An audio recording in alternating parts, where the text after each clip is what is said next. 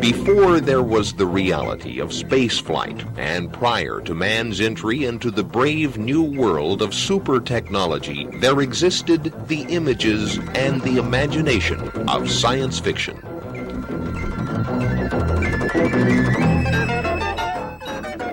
From the late 19th century to the present, science fiction has documented the dreams and the nightmares of a new culture, a culture that occasionally outran those speculative images in ways that no one could have anticipated.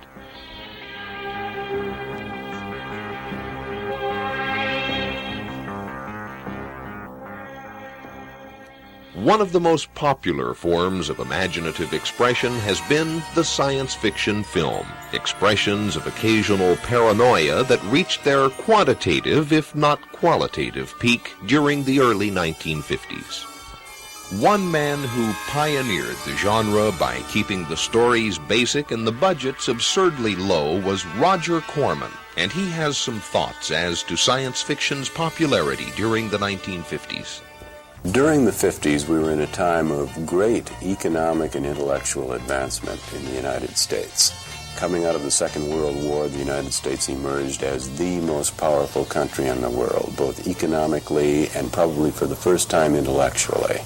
So it was a country, I think, that felt it was on the leading edge of technology, was moving into the future scientifically, that we had the answers. And science fiction was a way to put the reader into the future, to give him some sort of an answer, or at least to give him some questions, and maybe he could make those answers himself.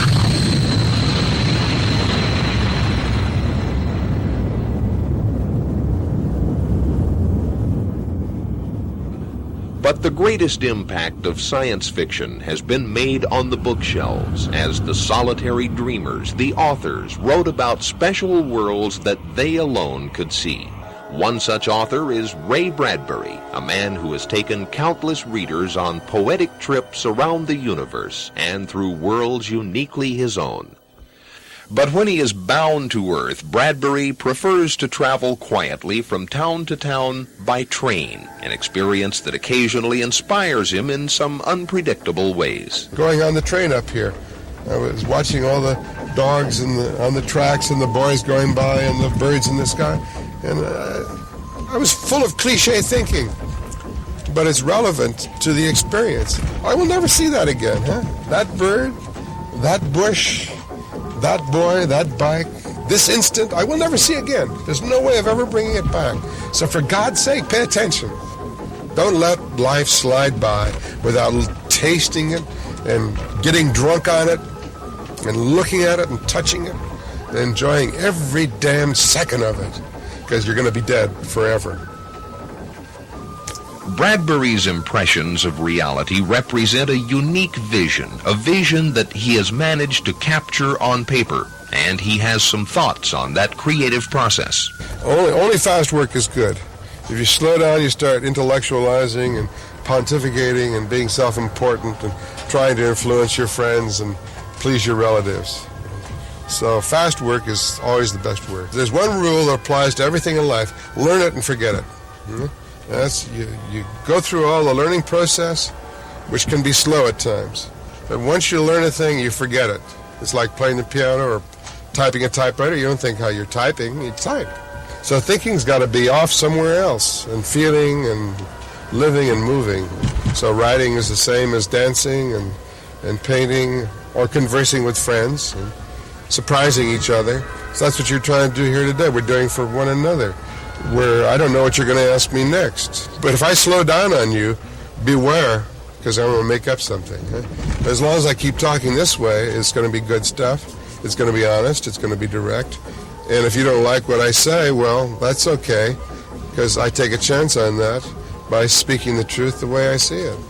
Bradbury's classic works such as Fahrenheit 451 and The Martian Chronicles have been categorized and analyzed for years. But how does the dreamer himself perceive his work? I'm an impressionist. I feel a strong kinship with Monet and Manet and Renoir and the great impressionists, because that's what they are. They were out to capture light and time.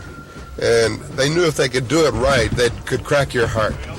And that's what I'm after when I write a book like Dandelion Wine. These are evocations of time. They're not representations of reality, but impressions of reality, which is something else again. Oh, sure, we're going to solve everything.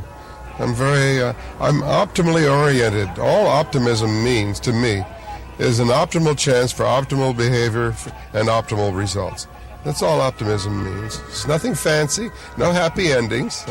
But if you have optimal behavior, then you have an optimal chance for an optimal result. You people are good examples. You go out and do things. As a result of that, something's got to happen. So that's the way I look at the future. And I think we have to encourage all of us to do things. Not talk about them, but do them.